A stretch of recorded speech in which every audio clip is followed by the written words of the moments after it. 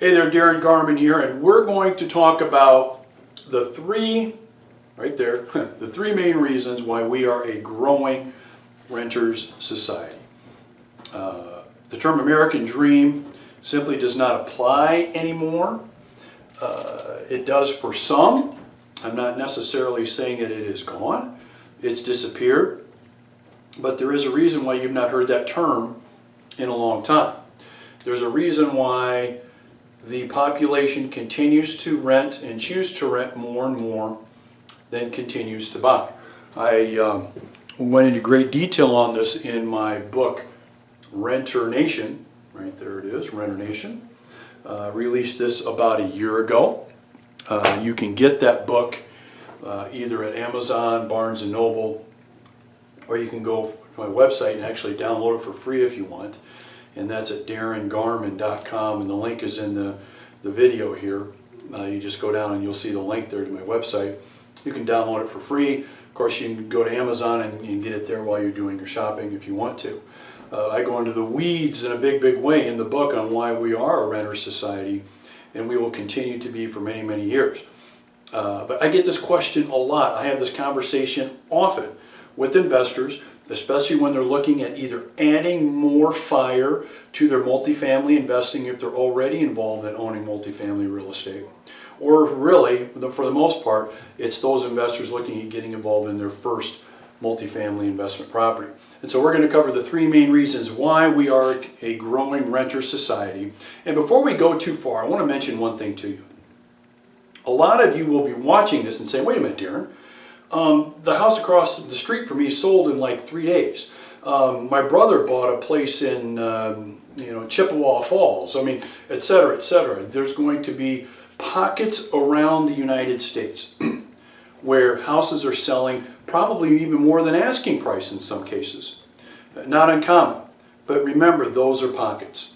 When you look at our nation overall, in general, we are continuing. The statistics will tell you, do your own research, it doesn't take very long, you'll see the growing number of renters versus the growing number of owners. And the growing number of renters doesn't just skew what I would call young folks. Okay, so it doesn't skew millennials. It doesn't skew those in their 20s, 30s, late teens. I mean, there are many boomers, okay, that also are choosing more often than not to rent.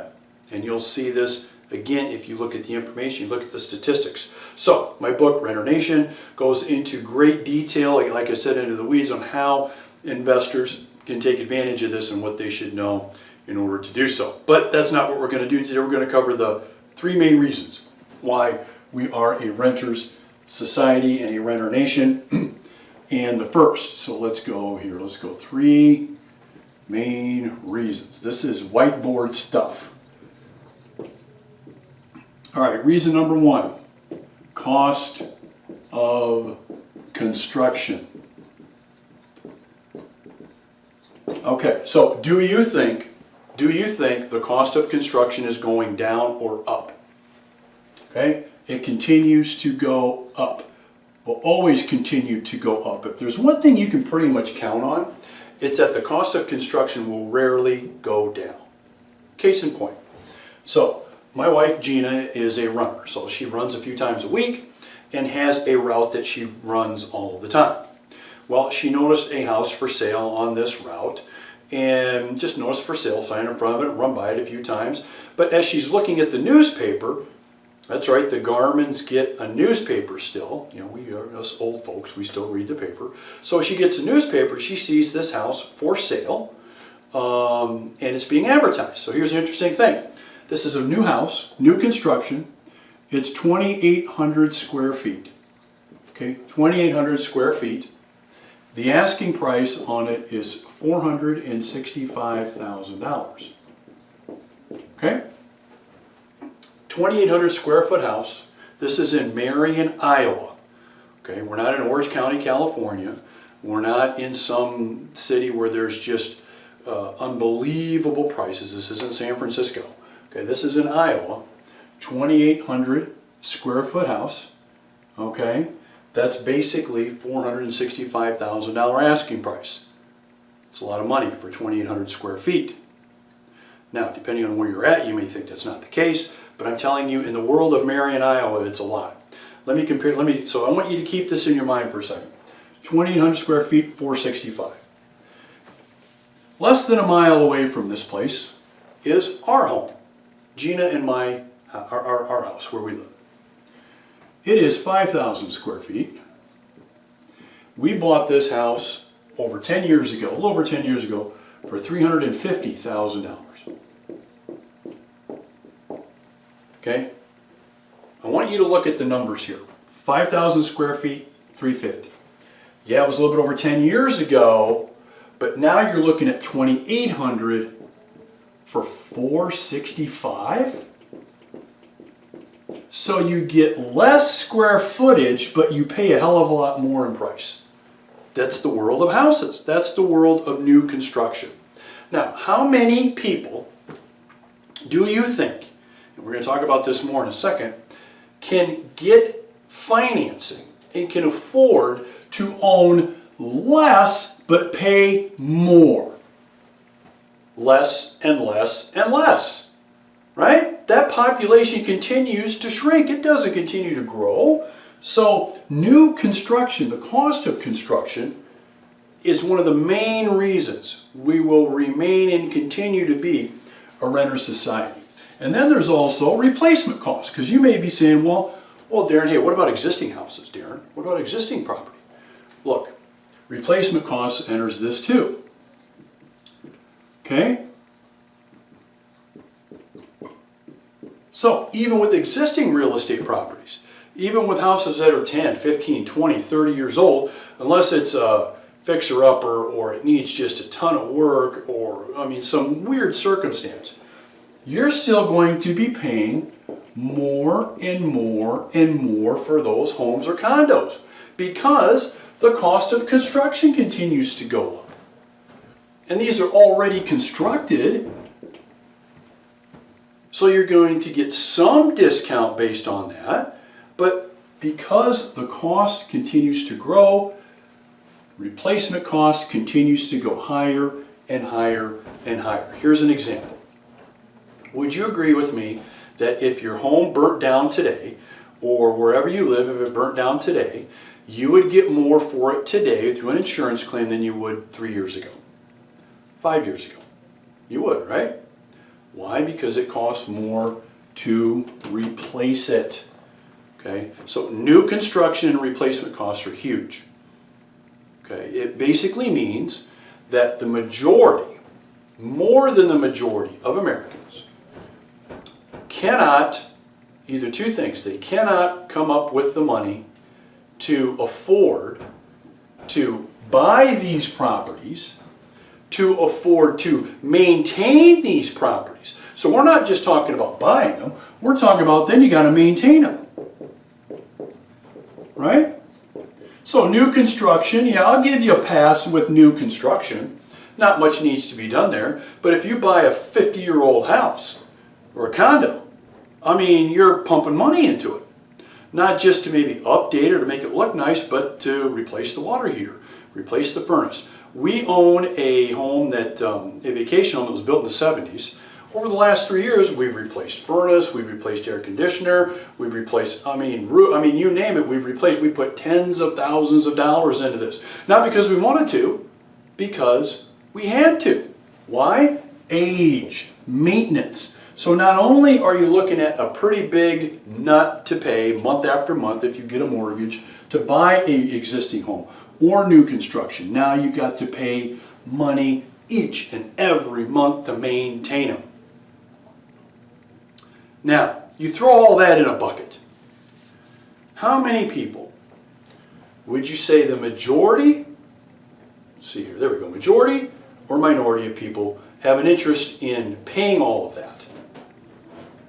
People have interest, but it's the minority of people that do. So what that means is more and more people will rent. More and more people will rent because of that reason right there. That's not the reason, but it's a big reason. Cost of construction continues to go up, replacement cost continues to go up, maintaining a home or a condo continues to go up. Even if you choose something less expensive and you're back in that replacement cost thing and you're back in the maintenance part of it, it's a tough deal.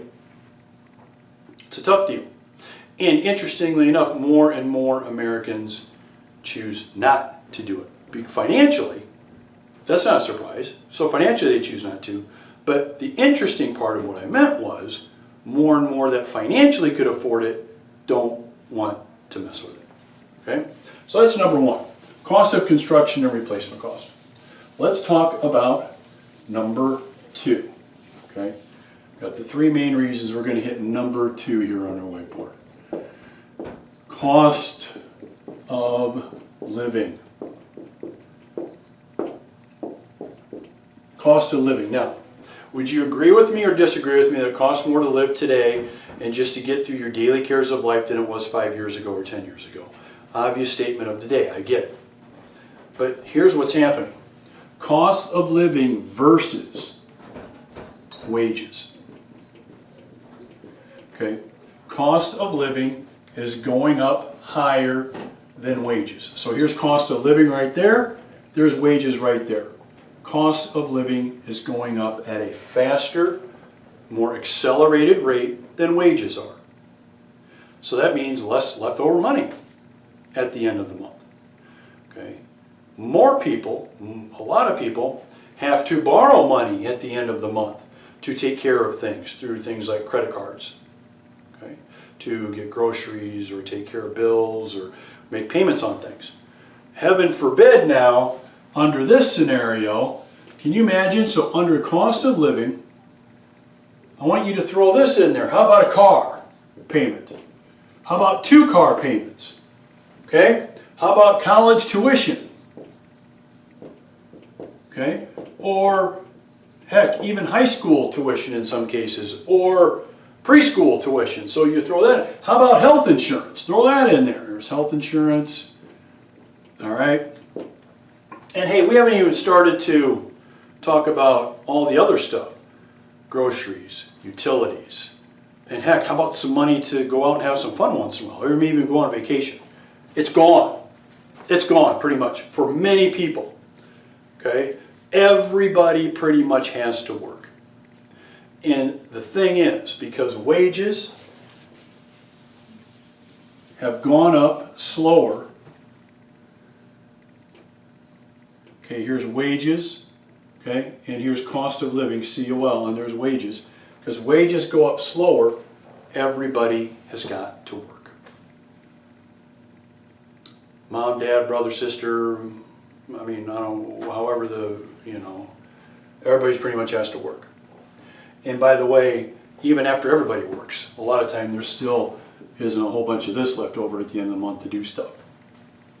Again, not even wild cards like health insurance, college tuition, car breaking down, car payments. Let's say you wanted to finance some furniture. I mean, you want to get some new furniture, but you can finance it. I mean, it goes on and on and on. You get a nice lawnmower, maybe you finance that pretty soon. Cost of living. Groceries, gas, you name it. That's number two. So it's no surprise why more people, because it's friendlier on the pocketbook, it's friendlier on the checkbook, decide to rent, right, versus own. Okay? Decide to rent versus own. And again, those first two reasons that I mentioned to you right there are two of the biggest reasons why apartment communities will continue to grow in terms of demand from not only residents wanting to live there because of the first two things that I went over, but also demand from investors that will want to buy and own them because they will see the line of tenants out the door waiting to fill out applications in order to live at these places. Okay? That's what is happening, and that's what you're going to continue to see happening. Okay, so I've covered two of the three reasons. All right. And then third reason is just financing. financing, credit, credit worthiness. Okay, so as I said in my book, I go over a bunch of other reasons, but this is another one. Financing. In order to qualify for financing in today's world, you have to be pretty squeaky clean. Okay, now there's one thing that could really turn this around. I'll mention it here in just a second. More and more people have financing and credit issues than ever before. So more and more people are not credit worthy. So let me just kind of go over the hurdles you got to jump through. Not only do you have to want to own your own home or condo, not only do you want to have that financial responsibility of not only owning it, paying taxes, insurance, and taking care of the maintenance on top of it, as well as any elective things. I mean, if you're married like me or have a significant other, I mean, you know, there's always something that someone wants to buy for the house. So you got that. So let's say you're there. Okay. Then, from a cost of living standpoint, you're okay there. All right. But now, more and more people have credit worthiness problems and have a hard time getting financing. Now, you are seeing the markets loosen up a little bit more today as compared to 5 to 7 years ago on this. But this is a big deal too. So again, are there people that are credit worthy? Yes. Are there people that won't have a problem in getting credit to buy their own home or condo? Yes. But again, here's what you're looking at. You're looking at more and more people are not credit worthy than are credit worthy. Not credit worthy versus credit worthy. And it's going to continue to be the case. Why is that? Why is that, Darin? Because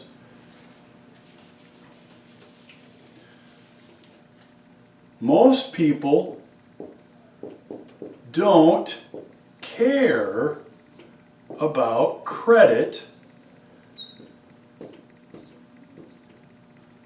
Okay? They don't. So most people don't care about credit. Now, what do I mean by that? I mean, that's kind of a ridiculous statement here. Of course people care about their credit and what their credit score is and what their credit score says and how their credit is doing. And I'm going to tell you, the majority of Americans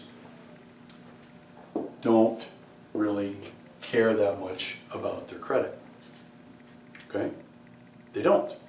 So what ends up happening is you get credit scores that aren't that great. You get delinquent payments. And by the way, I'm not saying that, let me qualify that. Am I saying that people are deadbeats? That most Americans are deadbeats? No. But here's what I'm saying. More and more are late on their car payments. Okay? More and more are late on their credit card payments. More and more are late on their utility payments. And this is if they rent too, by the way. So, why are those three important? Because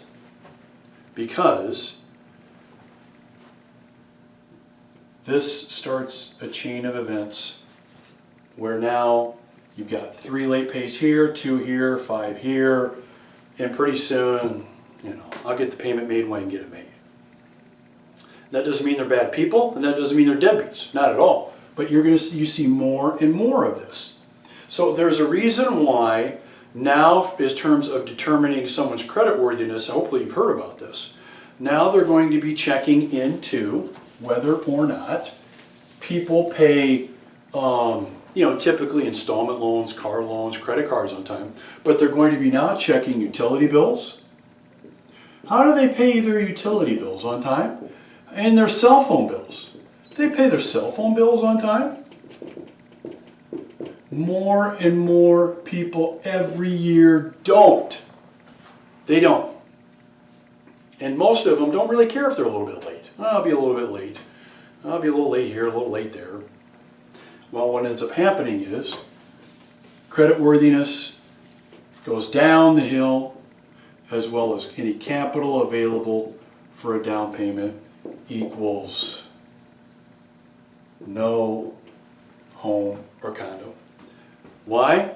Again, because the majority of Americans, especially those that are younger and growing older, so in their early 20s into their early 30s, do not place as much of an emphasis on owning as I did when I was that age, as my past generation did when they were that age. That was like the deal.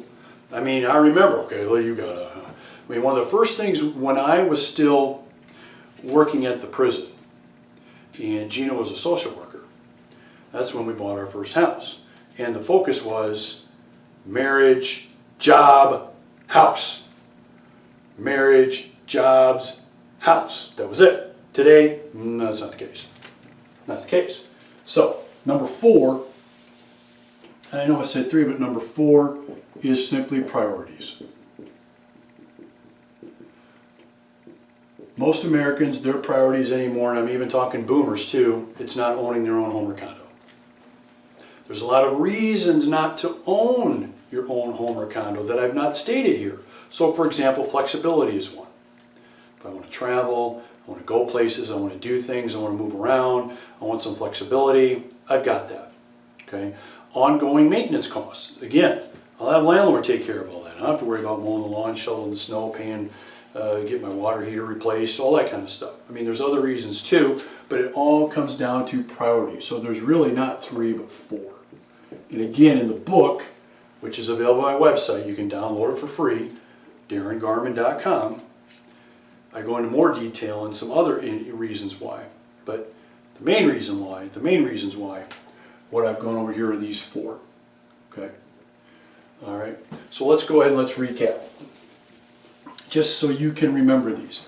Reason number 1, cost of construction and replacement costs of current real estate. Okay. Number 2, costs of living.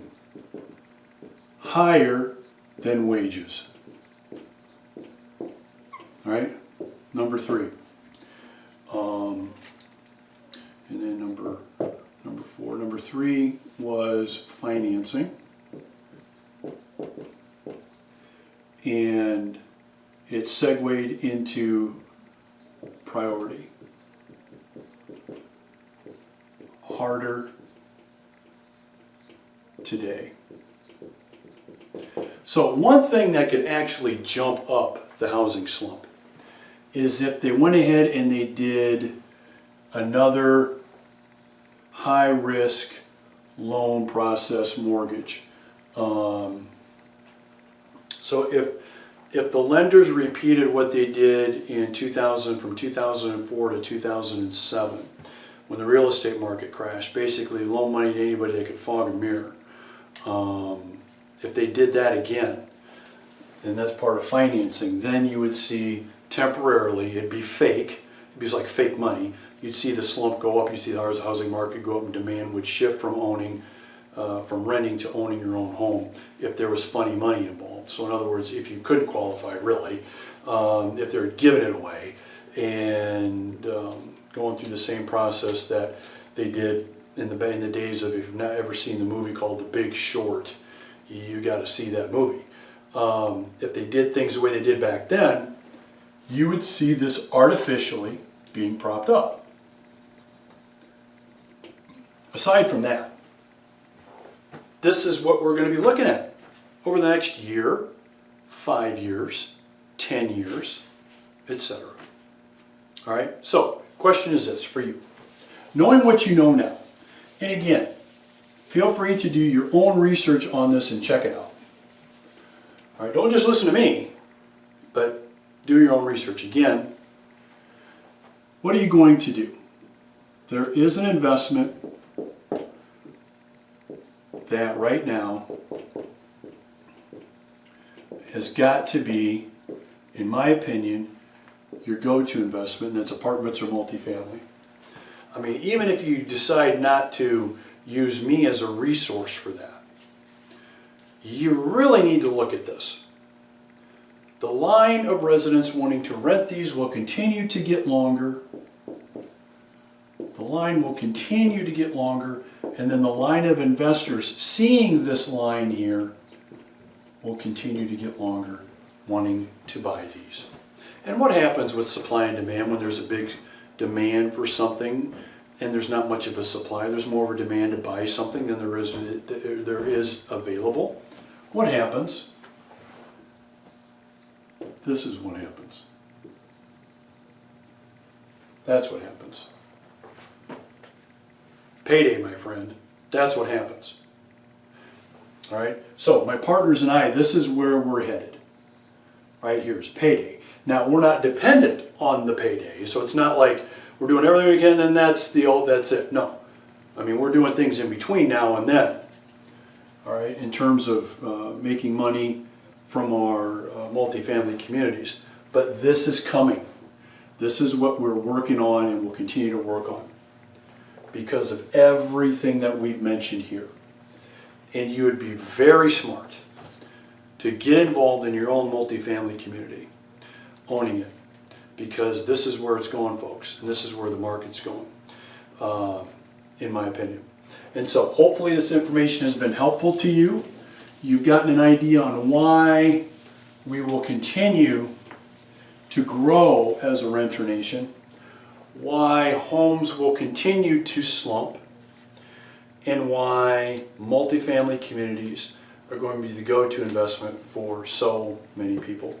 Hope this has been informational. Hope you got a lot out of it. Questions, comments, would love to hear from you. Feel free to enter some in, go ahead and make some comments below. My contact information is there too. We'd be happy to hear from you. All right, have a great day. We'll see you. Bye-bye.